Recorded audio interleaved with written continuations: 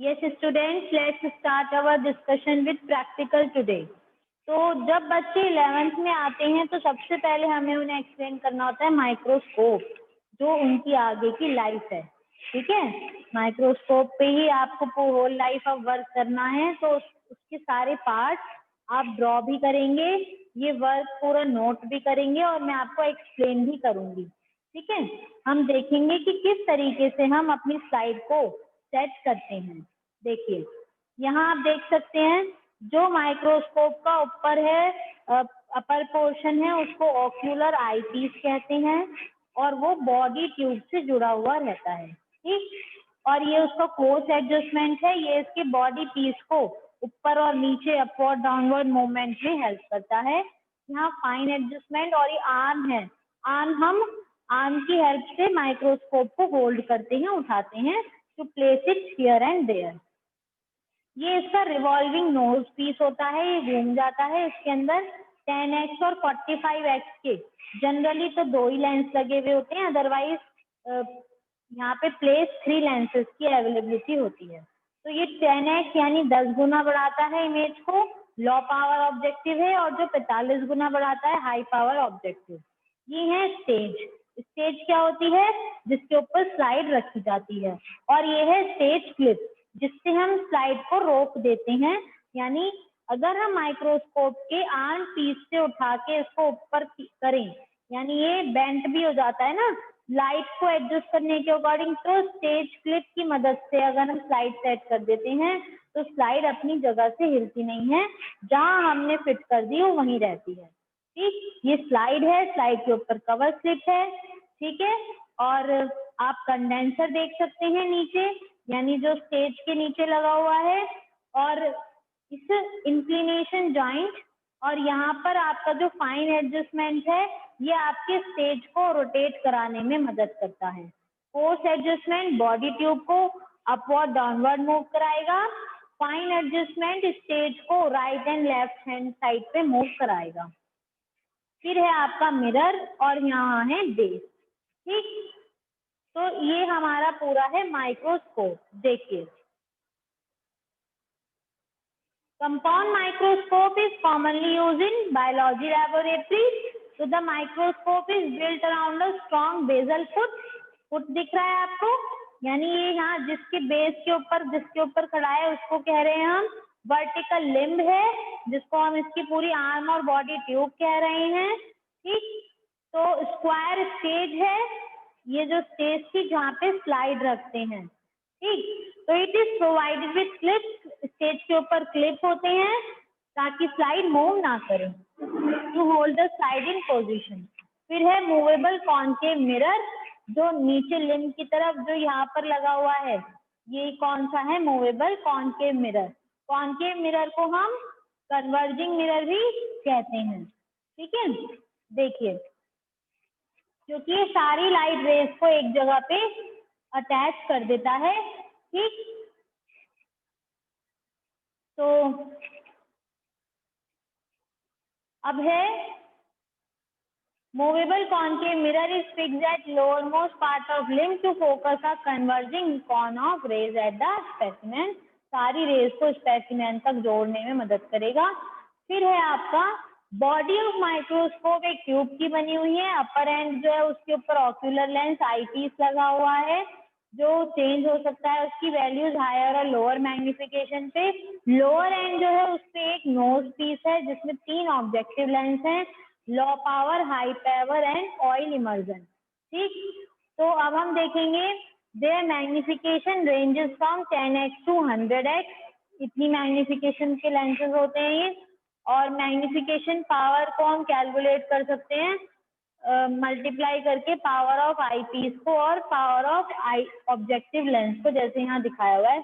अगर दोनों 10x के हैं तो मैग्निफिकेशन 100x हमें दिखेगा।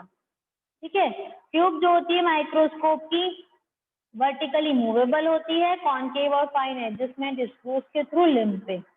हम यूज देखेंगे, तो place a microscope in maximum diffuse light, कैसे करना है? ज्यादा से ज्यादा लाइट जहाँ पे हो वहां रखते हैं। तो लैब में हम जनरली जब करते हैं तो लैब के बाहर कर लेते हैं, हालांकि अंदर भी कर सकते हैं, लेकिन ब्राइटनेस ज्यादा होनी चाहिए।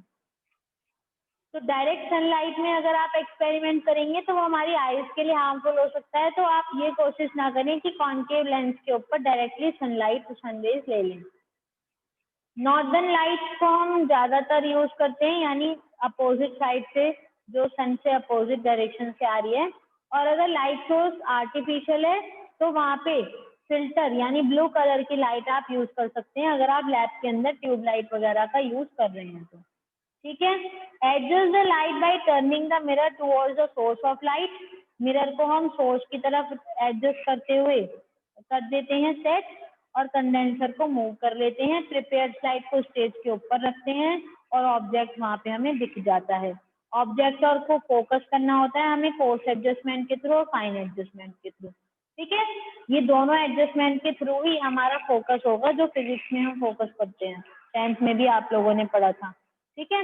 तो यूज हाई पावर ऑब्जेक्टिव कब यूज करेंगे, जब हम माउंटेड कवर स्लिप के साथ, यानी एक हमने खुद प्रैक्टिकल किया है, माउंटिंग की है और उसके ऊपर कवर स्लिप लगाई है, तभी हमें हाई पावर ऑब्जेक्टिव का यूज करना चाहिए। अदरवाइज जो आपको रेडीमेड प्रिपेयर्ड साइट्स मिलती हैं उसमें हम लो पावर से ही देख सकते हैं। तो always observe with both eyes open, और हमेशा हमें दोनों आंखें खोलकर ही देखना चाहिए।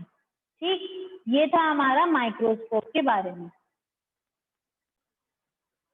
देखिए, to study of distribution of stomata, हम इसके बारे में हम देखेंगे। देखिए,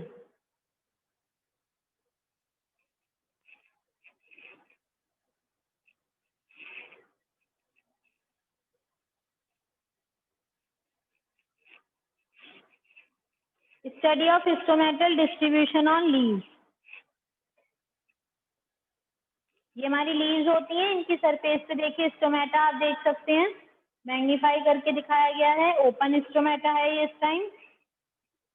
सभी प्लांट्स के अंदर स्टोमेटा ऊपर और नीचे सरफेस पे पाए जाते हैं, लेकिन उनका डिस्ट्रीब्यूशन अलग होता है।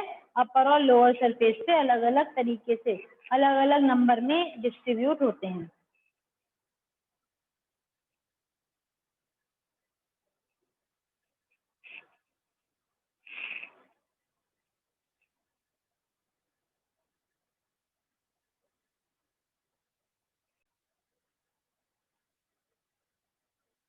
यस, तो देखिए आपको यहाँ लोटस दिखाया गया है। तो हमेशा ध्यान रखेंगे कि वाटर प्लांट्स, जितने भी एक्वेटिक प्लांट्स होते हैं उनमें डिस्ट्रीब्यूशन स्टोमेटा का बहुत डिफरेंस होता है अपर और लोअर सरफेस पे। अब हम देखेंगे इस प्रैक्टिकल के लिए हमें किस किस मटेरियल की रिक्वायरमेंट है। लीफ चाहिए हमें, एक सैफरन चाहिए ताकि हम उसकी स्टेनिंग कर सकें, ग्लिसरीन चाहिए ताकि जो हमने बनाई है स्लाइड उसको उससे पेस्टिंग कर सके, यानी वो उससे चिपक जाए।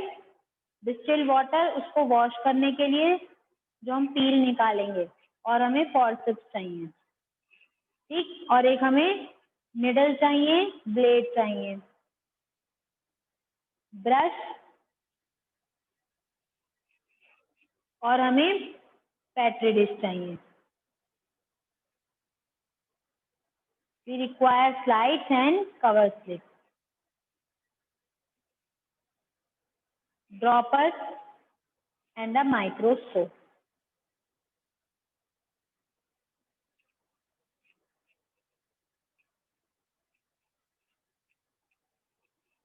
डिस्टिल वाटर डाला हमने वॉच ग्लास पे, लीफ ली, उसको ब्रेक किया, तो आप देखेंगे कि यहाँ से एक पतली सी पील, बिल्कुल पिन्नी जैसी जो होती है, उसको हमने यहाँ डाल दिया। तो अपर और लोअर दोनों सरफेस की पील निकालनी है, इसलिए हमने क्या लिया, 2 वॉच ग्लास लिए हैं। और ध्यान रखेंगे कि कौन सा अपर सरफेस का है और कौन सा लोअर सरफेस का, तभी हमें काउंटिंग डिस्ट्रीब्यूशन की पहचान होगी। हम इसको स्टेन कर देंगे ताकि ये कलर्ड दिखे। अगर कलर नहीं दिखेगा तो हमें स्टोमेटा क्लियरली विजिबल नहीं होंगे।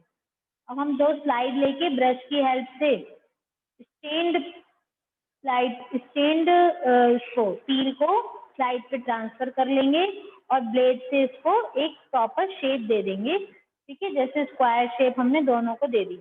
ग्लिसरीन इसलिए डालते हैं ताकि कवर स्लिप अच्छे से चिपक जाए, और कवर स्लिप रखते हुए ध्यान रखेंगे कि बबल्स ना आए। तो इसलिए इसको बहुत ही किसी ना किसी पॉइंटेड ऑब्जेक्ट की हेल्प से ही रखा जाता है ताकि अंदर बबल्स ना आए। ठीक, अब हम इसको माइक्रोस्कोप में देखेंगे।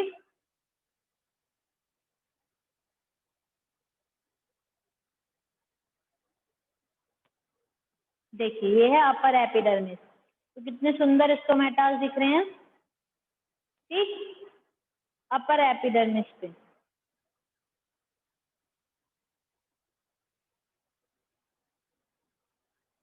ये लोअर एपिडर्मिस है, नीचे की तरफ जो थी। तो कंपैरिजन क्या रहा, अपर एपिडर्मिस पे स्टोमेटा कम है और लोअर एपिडर्मिस पे स्टोमेटा ज्यादा है। ठीक, प्रिकॉशन क्या है, curling of peel should be avoided, यानी फोल्ड नहीं होनी चाहिए पील, और हमेशा ब्रश से ही ट्रांसफर करें वॉच ग्लास पे। ठीक है,